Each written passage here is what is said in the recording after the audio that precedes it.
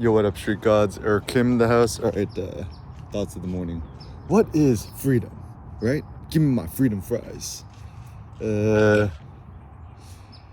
think at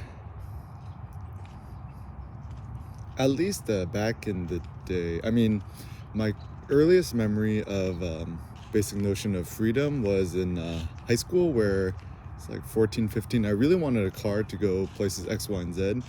And so for me, initially, the car was a totem of freedom, because I wanted the freedom to travel to places I wanted to go to, right? And then it kind of became a little bit about money, because, I wanted to go out with my friends. I wanted to buy some cool clothes, watch movies and stuff like that. And, more or less my mom's just like, you know,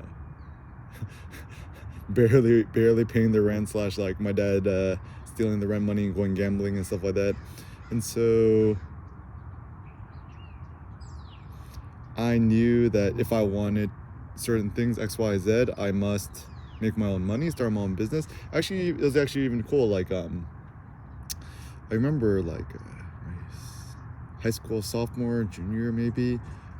My friend, also named Eric Moon, taught me how to build computers. So I actually had a business idea. I'm like, oh, what if I build computers and I sell it for a profit? And I made like a logo, Paradise Computers, made an eBay account,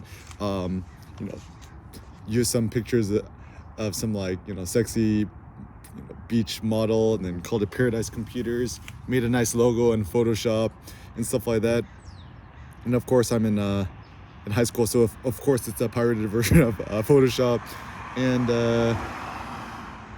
made some money, sold some kids at school, got some part-time jobs teaching English, and then I got the car, hang out with my friends, do my thing, and stuff like that. And also, it's also like some sort of like freedom of just life and schedule. I mean, I'm also very fortunate that like I was born a boy, right? And so at least in Korean families and stuff like that, my mom essentially let me do whatever I wanted, come home more or less whenever I wanted, never really got in trouble. I think that's the privilege of at least Asian American or Korean American boys in the States. And kind of more, and then time goes on, you go to college and stuff like that. And then I remember very early on, I never wanted to quote work for the man. It was always my imperative to be able to become self-employed or be my own. The lingo they used to use back then was like, be your own boss. Yeah, be your own boss, right? And then just do what you want for a living. Did the self-employment, and then so fast forwarding, 34 years old, got Seneca, got Cindy as a wife, sends 1 year's 10 months now, hanging out with him and stuff like that. And so then it's like, once you've got the freedoms, and then what? So first and foremost, I think the keys, what my solutions are is one, becoming self-employed, right?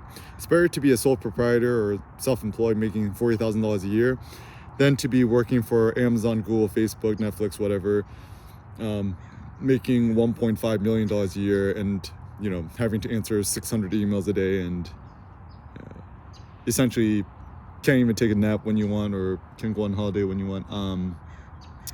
So that's the first thing. Second thing is freedom of movement. So this is interesting, is that like in theory, as long as you have your own 2 feet, or maybe even a bicycle, I guess, or a scooter, or a cheap ass car, just being able to go to the places you want to go to when you want to go to.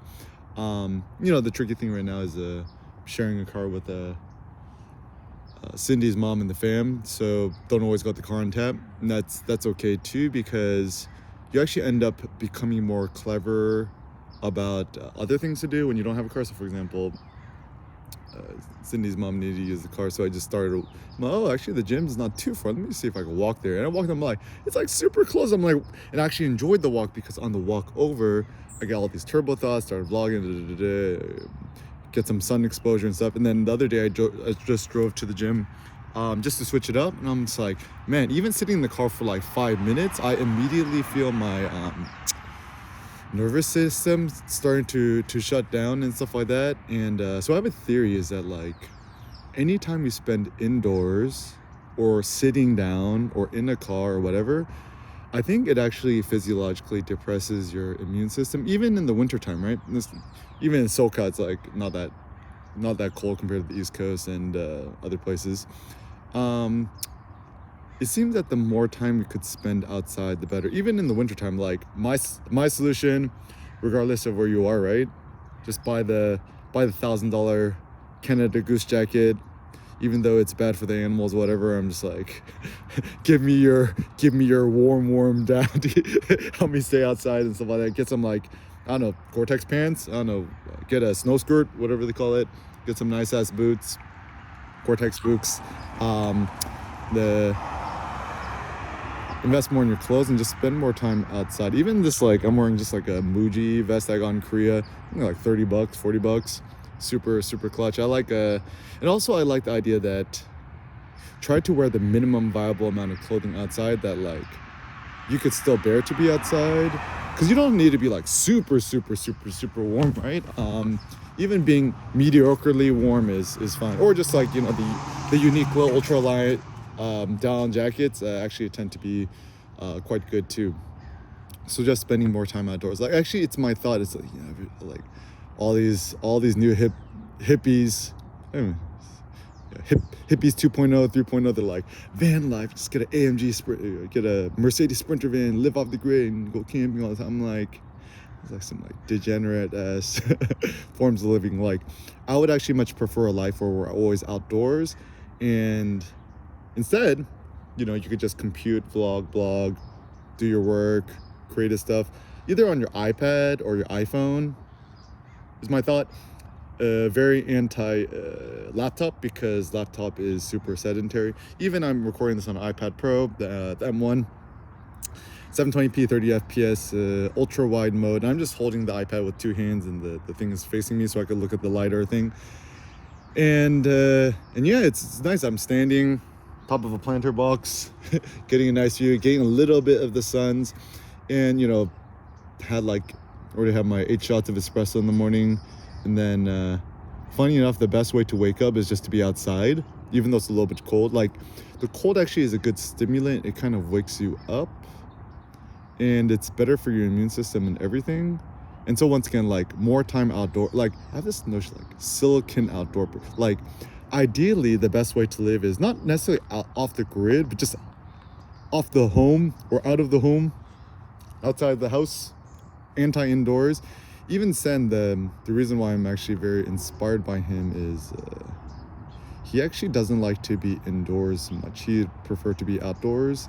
Also, he would you wonder how bad, like, he likes to go adventuring. It's a thought I had yesterday too, is just risk, but I think in life the best way to extract the maximum amount of experience in life is to seek greater epic challenges, to seek a monster of a challenge. So what does it mean to seek a monster of a challenge? To me, a monster of a challenge is a challenge which is so grand and epic and huge and monstrous that your chance of failure is very high and imminent, yet you still have enough balls or chutzpah or whatever to attempt it. So for example, the other day, and this is also interesting, when you do have a little more leisure or free time, or, you know, mind space, or you've also just become more stronger or confident, you can start to venture into more random things. So like, I'm like, oh, what's Elon and SpaceX up to? SpaceX, and I'm just like, dude is building rocket ships. I'm like, you could become self-employed. Like, it's so easy. Right? Like, even something else is pretty cool too, because like, his name, Richard Dyson, the guy who invented Dyson, the cordless vacuum cleaner. Something I read that was super interesting is, apparently the dude experimented for nearly a decade, like 10 years, made like a prototype, like one prototype a day, and then like after 1,000 failed prototypes in 10 years, and then his wife's just working as a school teacher and supporting the family. Finally, he got a cordless cordless bag to work, or the bagless vacuum to work. I'm like, man, that's dedication. And so I feel like anything to be dedicated with anything, it shouldn't be this weird, like, kind of a moralistic thing, but rather it should be something that you're genuinely interested or passionate about or interested in. The big problem that a lot of people have is like, yeah, but what if I don't know what I'm passionate about? I'm like, you don't know what you're passionate about? Really? He's like, do you really not know what you're passionate about? Or have you not had the time to think about it? Or, you know, oh, I like the sweater, stay warm. So if you really don't know what you're passionate about, you gotta do some soul searching and thinking about what your passion is. What is your passion? That's a good question. So what is your passion? Like, I always ask people that. I'm like, what is your passion? And people's like, my passion is traveling, eating good food, really into anime. I'm like, all right, that's cool. But I mean, like, I think maybe the best passion is creative insofar much as you're creating things. Creative, not like you have to be some sort of like demigod genius, artistic genius. To be creative is you just like to create. So maybe next time you meet somebody, you should be like, what do you like to make? Or what do you like to draw or do or create, make? So being a maker or creator is a good idea. One term that I really don't like is the notion of a quote content creator. I'm like, what is content? Content is like the pink sludge that comes out of the McDonald's chicken nuggets and people are just gonna consume with high fructose corn syrup. I'm like, that's not it. It's like, maybe instead we should think about it like atoms or creations or your artwork or the thing that you make, your stuff.